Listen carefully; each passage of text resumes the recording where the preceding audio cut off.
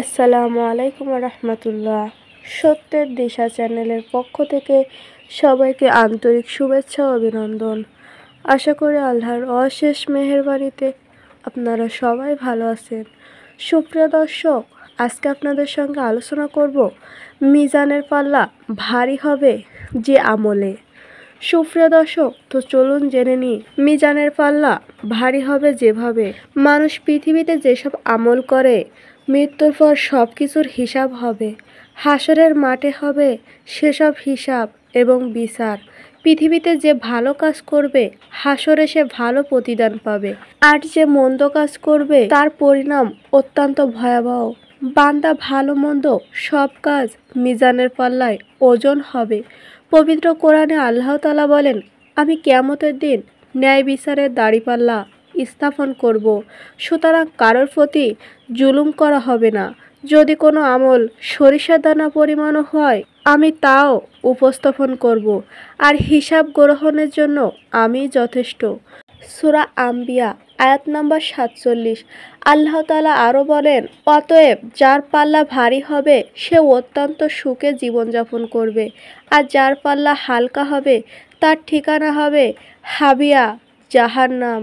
সূরা কারিয়া আয়াত নাম্বার 6-9। তাই মিজানের পাল্লা যেন ভারী হয় সে আশা রাখা ও আমল করা।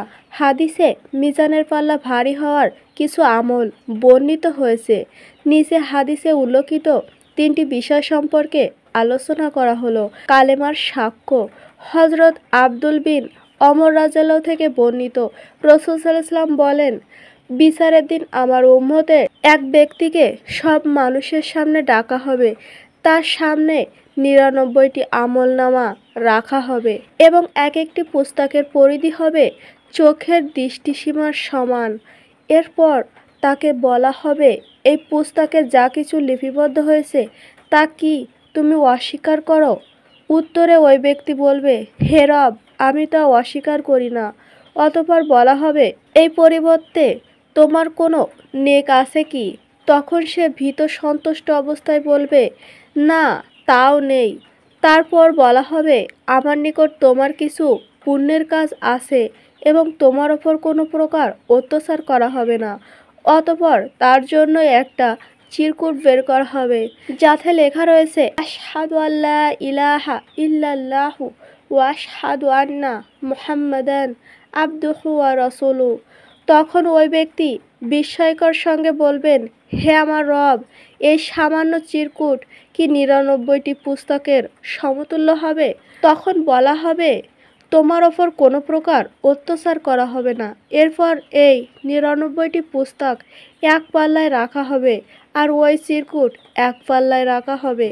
তখন ওই পুস্তকগুলো ওজন চিরকুটের তুলনায় অত্যন্ত নগণ্য হবে এবং কালেমায় লিখিত চিরকুটের পাল্লা ভারী হবে। তিরমিজির 2641। এর জন্য এই কালেমার প্রতি পরিপূর্ণ বিশ্বাস এবং বিশ্বাসকে গভীর থেকে আরও গভীর করার চেষ্টায় সদা মাশগুল থাকো। উত্তম চরিত্র। হযরত আবু হুরায়রা রাদিয়াল্লাহু বলেন, রাসূল সাল্লাল্লাহু আলাইহি ওয়াসাল্লামকে জিজ্ঞাসা করা হলো, কোন কাজে অধিকাংশ লোককে জান্নাতে প্রবেশ করাবেন? তিনি উত্তরে বললেন, কিয়ামতের দিন যে জিনিসটা মুমিনের পাল্লা সবচেয়ে ভারী হবে তা হলো তাকওয়া ও উত্তম চরিত্র।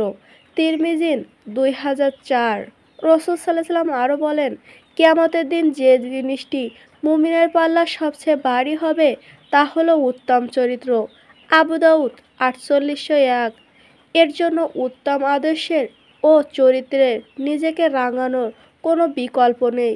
এটাই এমন এক গুণ যার ফল বান্দা দুনিয়াতেও পাবে, আখিরাতেও পাবে। পছন্দনীয় দুটি বাক্য। বুখারী শরীফের শেষে হাদিসে সুন্দর একটা আমলের কথা বলা হয়েছে।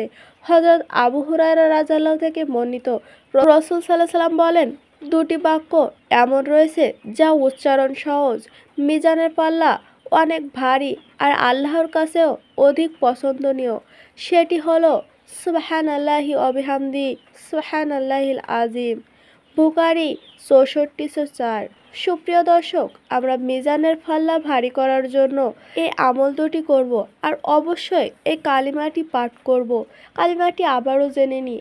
আশহাদু আল্লা ইলাহা ইল্লাল্লাহু ওয়া আশহাদু আন্না মুহাম্মাদান আবদুহু ওয়া রাসূলুহু। সুপ্রিয় দর্শক, তো এই ছিল আজকে আমাদের আলোচনা। ভিডিওটি ভালো লাগলে অবশ্যই লাইক কমেন্ট শেয়ার করবেন। আল্লাহ আমাদের এগুলো করার তৌফিক দান করুক। আমিন।